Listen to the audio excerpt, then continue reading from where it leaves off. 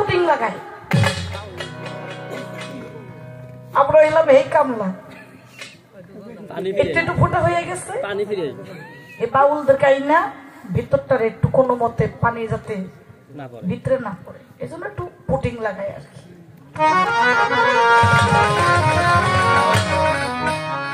তো ধন্যবাদ। আমার যেখানে জিজ্ঞাসা ছিল তা সুন্দর করে জবাব দিলেন, জবাবের নাই কোনো অভাব। তারপরও বাউলের স্বভাব, যদিও দেয় জবাব তারপর থাকে কিছু অভাব। এইটাই হলো বাউলের স্বভাব। সুন্দরভাবে জবাব দিয়ে অনেকক্ষণ আমাদেরকে নিয়ে ভাব দরিয়ে ডুবালেন। বা এই রাত্র যত গভীর হয় অরিজিনাল যারা বাউল গান শুনতে আসে তার ভিতরে এরকম একটা গভীরতা সৃষ্টি হয়।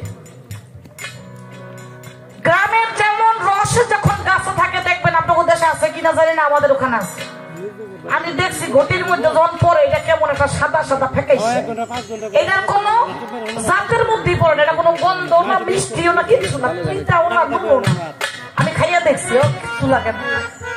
এইটারে কি রোস্তে বাড়িতে নিয়ে আস্তে আস্তে করে জাল দেয়, জাল দিতে দিতে এটা সুন্দর একটা কালার ধরে, তারপর আস্তে আস্তে গন্ধ বের হয়। ঠিক বাউল গানটাও এরকম হয়, আস্তে আস্তে বোঝা যায় না। গাইতে গাইতে গাইতে গাইতে ভিতরে জল দেওয়া শুরু করে, তখন আস্তে আস্তে ঘ্রাণ বাইর হয়।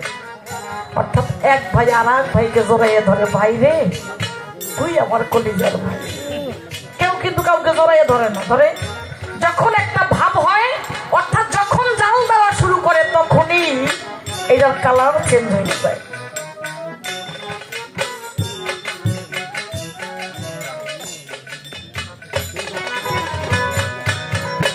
এবার নবীর জন্ম নিলেন 570 হিজরি। এর মানে কি, সে যেদিন জন্ম নিলেন সেদিন সে তো রহমত নিয়ে আসবে, কিন্তু ওই সময় আগুন কেন লাগলো, কেন ওইখানে রহমত হইল না? আল্লাহ নবী তো সবার জন্য রহমত নিয়ে আসছেন, তবে ওই ঘরে কেন আগুন লাগলো? ওই ঘরটা কিসের ঘর ছিল যে এই ঘরে রহমত পর্যন্ত যে পৌঁছায় নাই? এত কঠিন প্রশ্ন করবেন, আমার জিগাইবেন না, আমি জানি কিনা।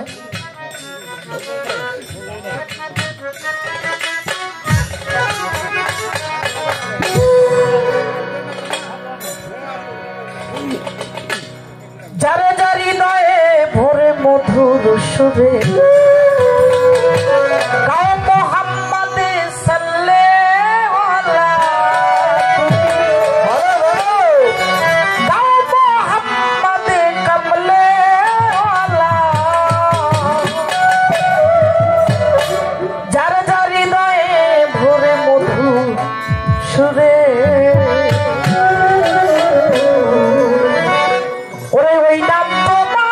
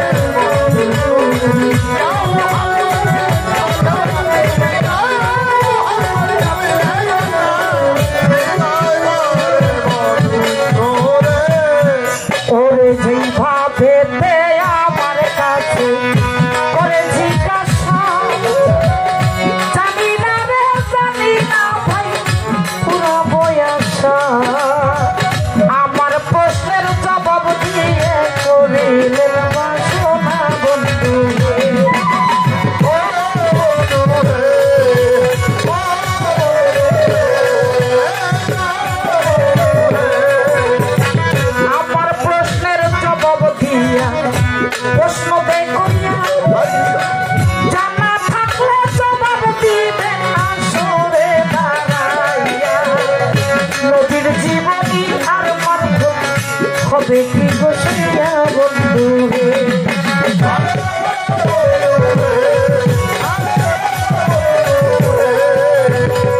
আমি বলেছিলাম এক ভাই আর এক ভাইকে জড়াইয়া ধরে আশিক এবং মাসুকের একটা মিলন নাই।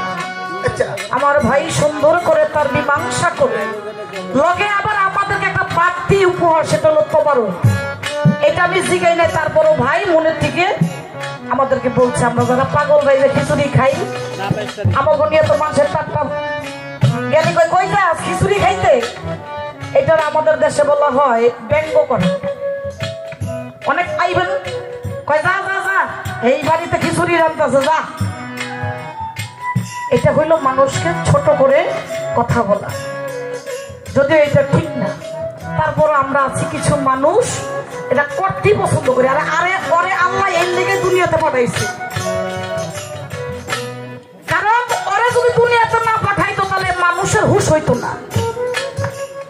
এই টাঙ্গাইল ডিস্ট্রিক্টের মধ্যে এখন পর্যন্ত এই বাউল গানটাকে টিকাইয়া রাখছে। আমি এইটা নিয়ে একটা গবেষণা করছিলাম, সেই গবেষণায় দেখলাম যেদিন হতে আমার কথাটা আমি আবারও ক্ষমা চাই, এই কথাটার মধ্যে ক্ষমা করে দিবেন। আমি আপনাদের সন্তানের মতো অন্য কোনো দিকে নিবেন না। যারা ইউটিউব চালাইতেছেন আল্লাহর দিকে তাকাইয়া এই কাইটটা সাইটটা বাইকটা করে দিয়া আমার মামলা খাওয়াইয়েন না। আমি গরিব মানুষ, আমার মামলা খাওয়াইলে টাকা নেই। এই গবেষণা করে দেখলাম যখন গ্রামগঞ্জে ঝুলন্ত বাথরুম ছিল মানে পায়খানা, তখন কুত্তায় পেট ভরে গু খাইতো, ও কিন্তু মানুষের জ্বালাইতো না।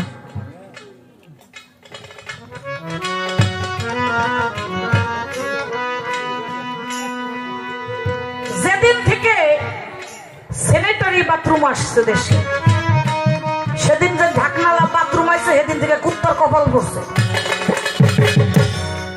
এই কথা বলার কারণ হইল যেদিন হইতে এই মেয়ে শিল্পীর আবির্ভাব ঘটছে, মানে আমাদের মতো এই অল্প কয়টা গান জানা, এই 4-5টা গান জানে ইউটিউব সাইডে, যেদিন থেকে এই আমাদের মতো এই কম দামি শিল্পী জোগাড় হয়েছে সেদিন থেকে ভালো শিল্পীর কপাল পড়ছে। ভালো শিল্পীর গান এখন মানুষ শোনে না। হেরে এমন নাচ বলে দেখলে সেরা রাখি গরম হয়ে যায়। হান্নান নেন্দ্রের লাভ কি? হান্নান তো ভালো গাইতে না, তুই সেটা ভালো কথা কই, ও মজা লাগে না, আমরা জানি। হান্নান রে বাদ দাও, ওই যে আরি স্যার ইয়ের লিওগা সকিনের আনোগা নাইচা নুইচা গাই বলে বলা বন্ধ দেখুন কি লাভ হান্ডার লাভ হয়। এটা গবেষণা করে আমি ব্যক্তিগতভাবে পেয়েছি। যেদিন থেকে বাথরুম পাকা হয়ে গেছে সেদিন থেকে কুত্তার যেমন কপাল পড়ছে, ঠিক আমাদের মতো এই 2-4-5টা গান জানা শিল্পী যেদিন জন্ম নিছে সেদিন এই বাউল গানেরও কপাল পড়ছে। তাই আপনারা সাধক। আমি জামাল বাবাজির বাড়িতে গান গাইয়া আনুমানিক আমি আজকে হিসাব করলাম 25 পালা গান গাইছি আজকের গানটা নিয়ে। এই সিজনে একটা শিল্পী 25 পালা গান গাওয়া কিন্তু অনেক গান। দয়াল কি বলেন? একটা শিল্পী একটা গ্রামে একবার গেলে আর ডাকে না। এই গোলাম 25 বার আসছি আপনাদের আশেপাশে, তাহলে অনেকবার আমার আশা হয়ে গেছে। এটা আপনাদের দয়া, আপনাদের দোয়া, আমার কিছু না।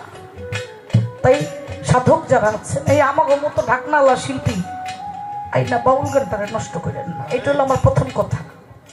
এই আমাদের মতো ঢাকনাওয়ালা শিল্পী 5টা গান জানা শিল্পী এই না, আপনাদের মতো সাধকদের এই টিনে পুটিন লাগানো হবে না, বরং চরো ছড়ে যাবে। তাই আপনাদের চরণে ভক্তি জানাই আজকে আমার ভাই জিলে। দয়াল নবী যেদিন জন্ম নিলেন সেদিন অনেক অলৌকিক ঘটনা ছিল। সেই ঘটনার মধ্যে একটা ঘটনা হলো একটা বাড়িতে আগুন লেগে গেল। যদি সে রহমত নিয়ে আসে তাহলে সেখানে আগুন লাগলো কেন? সেখানে কেন রহমত গেল না? ভাই ওই ঘরটা রহমতের ঘর ছিল না।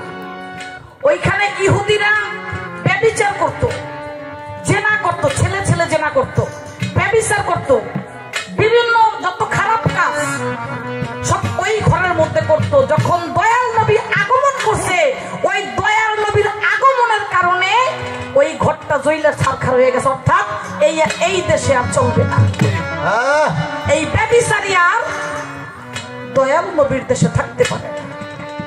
তাই ওই ঘরটা জ্বলে গেছে। ওই ঘরটা ভাই কোনো মানুষের ঘর ছিল না, ওইটা ছিল জালিমদের ঘর, ওইটা ছিল ইহুদিদের ঘর। সেই খারাপ ঘরটা সাথে সাথে আল্লাহর কুদরতি গজবের আগুন দিয়ে পুড়ে লাগছে। এবার 570 হিজরি দয়াল নবী খ্রিস্টাব্দ এই পৃথিবীতে আগমন করলেন। কেন? অনেক হিজরি তো ছিল, অনেক খ্রিস্টাব্দ ছিল, কই সে তখন তো আসলেন না। কেন? 570 খ্রিস্টাব্দ আমার কলিজার টুকরা, আমার দয়ার নবী মায়ের নবী পৃথিবীতে আসছে। এটার কারণ কি? এটার কারণ হইল জাত। 5টা জাত আছে। আমি তো সংক্ষেপে, কেন ভাইয়ের মতো তো গুনি না আমি। এই 5টা জাত সেপাত হইল 7, 5 আর 7 কত? 12।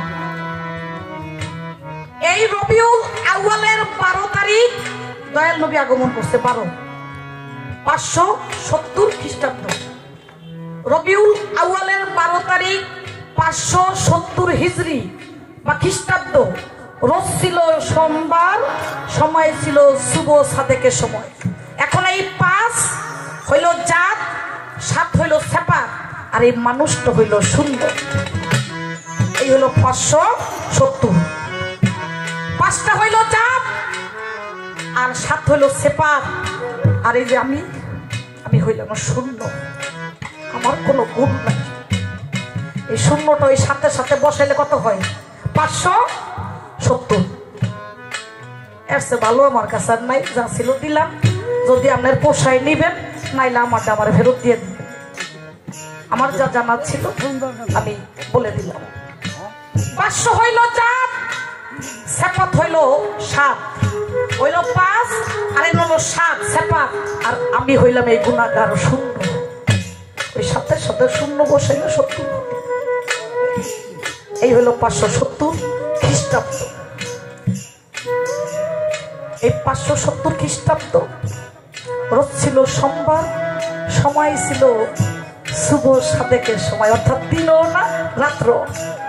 এইটার জবাব ছিল, দিয়ে গেলাম।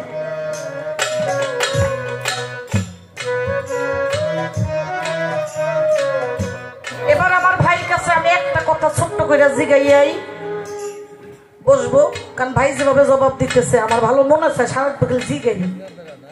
সব কথা জিগান যাবে না, একটা কথা খালি ভাইকে জিগাবো।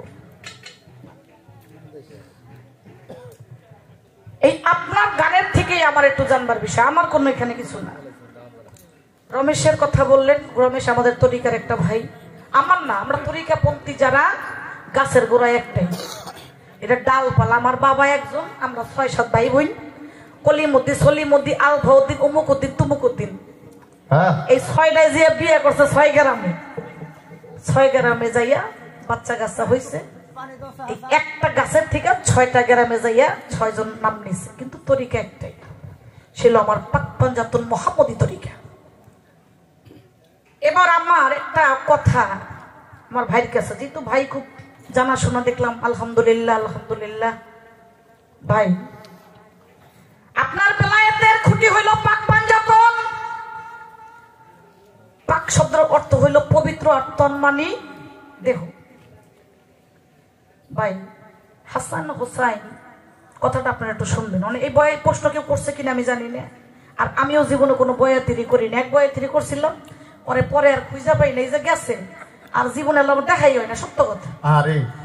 হযরত আলী কারিমুল্লাহ অজু, ওনার মূলত সন্তান হইল 15 জন। কয়জন? 15 জন।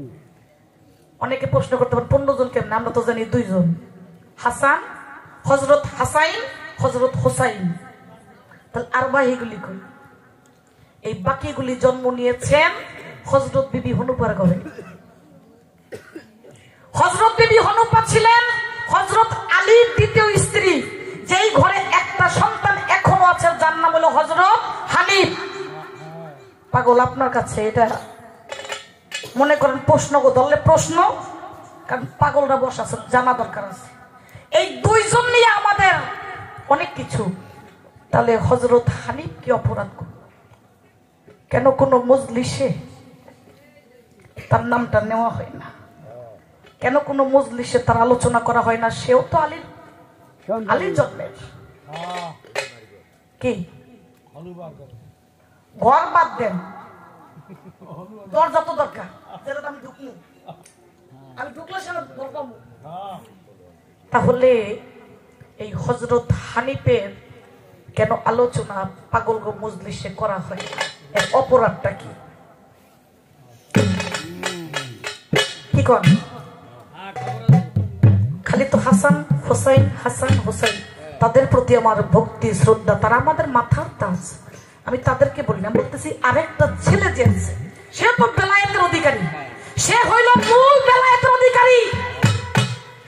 এই যে ইমাম বলা হয় তাকে, যারা মারফত করে, যারা বেলায়েত করে, যদি জিজ্ঞাসা তোমার ইমাম কে? আবু হানিফ। অনেকে জানেই না আবু হানিফটা কেটা। মসজিদের ইমাম সাহেব জিজ্ঞেস, হুজুর আপনার ইমাম কে? আবু হানিফ। উনি কেটা? কই থাকে? মিরপুর থাকে না? মিরপুর থাকে না, থাকে এক জায়গায়। তাহলে কেন ওনার আলোচনা এই পাগলের মজলিসে হয় না? এর কারণটা কি? এই ছোট্ট করে আমার পাগলটার কাছে আমার এই প্রশ্নটা রয়ে গেল। এই জীবনে প্রথম আমার ভাইরে করলাম, আর এক বয়াতি করছিলাম, ও নাই, ও মরে গেছে। তাই ওই নাম তোমার হবে সাথী,